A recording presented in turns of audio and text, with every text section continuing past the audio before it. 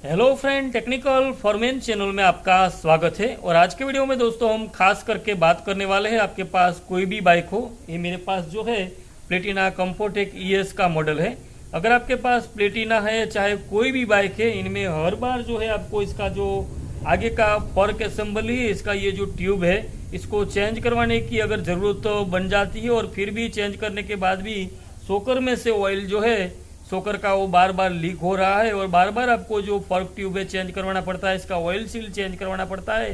तो इसमें प्रॉब्लम क्या होता है, इसके बारे में पूरा डिटेलिंग में हम आज जो है वीडियो में बात करने वाले हैं। तो अभी तक आपने हमारे चैनल को सब्सक्राइब नहीं किया है तो प्लीज़ जाके चैनल को सब्सक्राइब कर लेना, साथ साथ बेल आइकन को ऑल पर सेट करके रख लेना, ताकि आने वाले वीडियो की जो है खबर आपको टाइम टू टाइम मिलती रहे। तो आज वीडियो में दोस्तों हम बात करते हैं इसका जो फॉर्क असेंबली का जो ये फॉर्क ट्यूब है, इसको चेंज करवाने के बाद भी अगर आपका जो फॉर्क का ऑयल है वो लीक हो रहा है और बार बार इसके ऊपर जो है स्क्रैचेस आ रहे हैं, तो हमें सबसे पहले तो ये बात को जानना है कि इसका जो फॉर्क का ट्यूब है और फॉर्क असेंबली, इसका रख रखाव किस प्रकार से रखना है। तो चलिए वीडियो में डिटेल में जो है बात करते हैं। तो दोस्तों, ये जो हमारा फॉर्क का जो ट्यूब है, इसके रखरखाव के लिए सबसे पहले तो हमें जब भी बाइक को हम घर से बाहर निकालते हैं, अगर आपका बाइक जो है घर के अंदर सेफली रखा रहता है एक रूम के अंदर, या तो कोई इसका स्पेशल अपने गैरेज बना के रखा है, इसमें रखते हैं, तो उसमें क्या है कि अगर आप 2-3-4 दिन के बाद भी इसमें कपड़ा से पोंछोगे तो चलेगा। तो सबसे पहले कोई भी अच्छा सा कॉटन का गीला कपड़ा लेके इसको इस प्रकार से गीले कपड़े से पोंछने के बाद इसको यहाँ से क्लीन कर लेना है।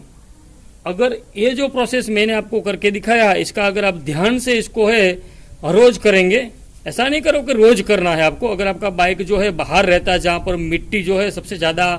उड़ती रहती है, तो इस हिसाब से क्या है कि जहाँ पर मिट्टी ज़्यादा सबसे उड़ती है, तो ये जो मिट्टी है वो यहाँ पर क्या है कि इस फॉर्क के अंदर ऑयल होता है, तो थोड़ा बहुत ऑयल जो है यहाँ पर चिपका रहता है और इस ऑयल को चिपकने की वजह से यहाँ पर जो मिट्टी है वो आकर बैठ जाती है। और बाद में क्या होता है कि अगर हमने यहाँ से इस प्रकार से इसको साफ कर लिया है, तो मिट्टी जो है आपके अंदर का जो ऑयल सील है और ये जो डस्ट का कैप है, इसको काटेगी नहीं। इस हिसाब से आपका जो फॉर्क का ट्यूब है वो बिल्कुल सही रहेगा। आपका ऑयल सील का लाइफ है और फॉर्क का जो लाइफ है वो भी अच्छे से काम करेगा और सालों साल जो है आपके फॉर्क को कुछ नहीं होगा। अगर फिर भी जो है दोस्तों कुछ टाइम के बाद जो है एक इसका लाइफ होता है, इसका लाइफ ख़त्म हो जाने के बाद इसका जो फॉर्क का ट्यूब है वो दोस्तों ख़राब हो जाता है। तो जब फॉर्क का ट्यूब ख़राब हो जाता है, तो कभी कभी ऐसा नहीं है कि सिर्फ फॉर्क का ट्यूब ही ख़राब होता है। फॉर्क का ट्यूब जब घिसता है तो साथ साथ के इसके अंदर जो है हमारा ये एल्यूमिनियम का पूरा फॉर्क का जो ये बॉडी है, इसके अंदर एक यहाँ पर एक लोहे का बुशिंग होता है और साथ साथ में इसके अंदर भी नीचे की साइड में एक रॉड होता है। ये जैसे घिसता है इस प्रकार से अंदर का जो फॉर्क का जो बुशिंग है वो भी घिसता है। तो साथ साथ में दोस्तों क्या करना है, सबसे आसान रहेगा कि अगर आपका बाइक जो है कम से कम 5 से 10 साल चल चुका है और इसका जो है फॉर्क का ट्यूब बदलने के, अगर आपका ट्यूब बदलने से आपका काम हो रहा है तो बात ठीक है, मगर ट्यूब बदलने से बाद भी अगर आपका बार बार जो है ट्यूब पे क्रैचेस आ रहा है और बार बार आपका ऑयल जो है लीकेज हो रहा है, तो सबसे पहले तो क्या करना है, ये जो पूरा फॉर्क असेंबली है इसको ही आपको नया परचेस कर लेना। और ज़्यादातर जो है बाइक के अंदर जो जितने बजाज के हैं, और ज़्यादातर देखता हूँ बजाज के अलावा भी ज़्यादातर इंड्योरेंस के ही इसका जो फॉर्क जो है पूरा इंड्योरेंस कंपनी का ही होता है। अगर आप चाहे तो जेन्युइन बजाज में बजाज का खरीद सकते हैं, हीरो में हीरो का खरीद सकते हैं, होंडा में होंडा का खरीद सकते हो, टीवीएस में टीवीएस का खरीद सकते हैं। अगर आपको समझ लो कि बाई चांस आपको सस्ते में थोड़ा चाहिए, अगर आपका बजट नहीं है, तो आप वो भी कर सकते हैं कि इसका जो है इंड्योरेंस कंपनी में, या तो फिर जो इसका वेंडर है इसकी कंपनी में भी, वेंडर की कंपनी में भी अच्छा आता है, क्योंकि जो कंपनियां है वो अपने घर में नहीं बनाती है। कंपनियां भी जो है वेंडर के पास ऑर्डर दे के इसका वो एक पूरा जो है प्रोसेस होता है, वो एक साथ क्या है कि ज़्यादा मंडंग में साथ में ख़रीदते हैं, तो इनका एक पूरा टेंडर होता है। टेंडर के हिसाब से जो मार्केट में हमें मिलता है उससे इन कंपनी को जो है सस्ते में मिलता है। तो हमें जो है वेंडर के पास से जो समझ लो कि इंड्योरेंस का मिल रहा है, तो इंड्योरेंस में भी कोई प्रॉब्लम नहीं है। आप चाहे तो इंड्योरेंस का भी खरीद के इसमें लगा सकते हैं। सबसे अच्छा रहेगा अगर बार बार आपका जो ये ट्यूब है बदलने के बाद भी आपका जो है काम नहीं बन रहा है, बार बार यहाँ से सोकर जो है आपका लीकेज हो रहा है और ये बार बार आपका जो ट्यूब है फॉर्क का वो भी ख़राब हो रहा है, तो इस हिसाब से क्या करने का पूरा जो असेंबली है दोनों तरफ का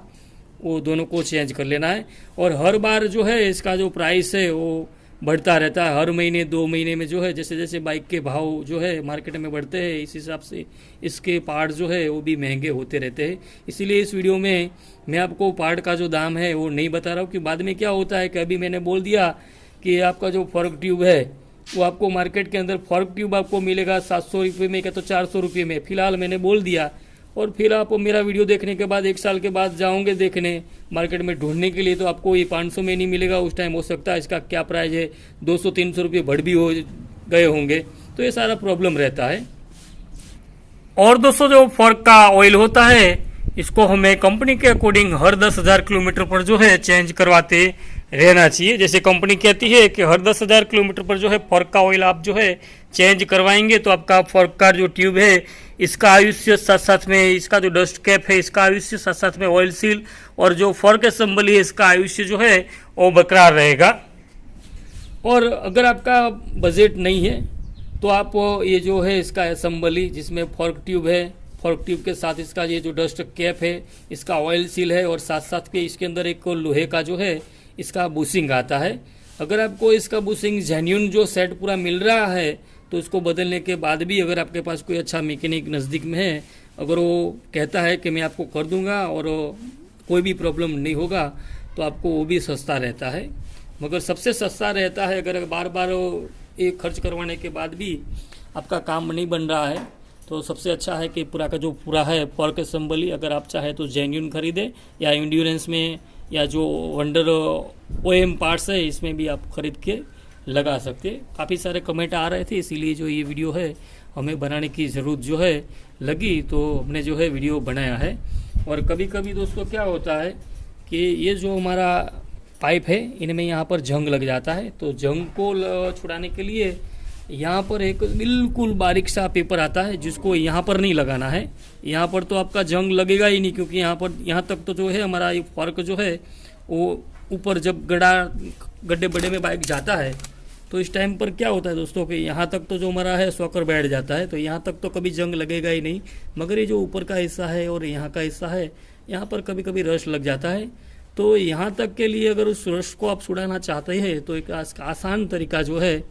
मार्केट में बारीक पेपर मिलता है जो कम से कम 1500 नंबर का वाटर पेपर होता है। इससे अच्छे से आप इसको घिस के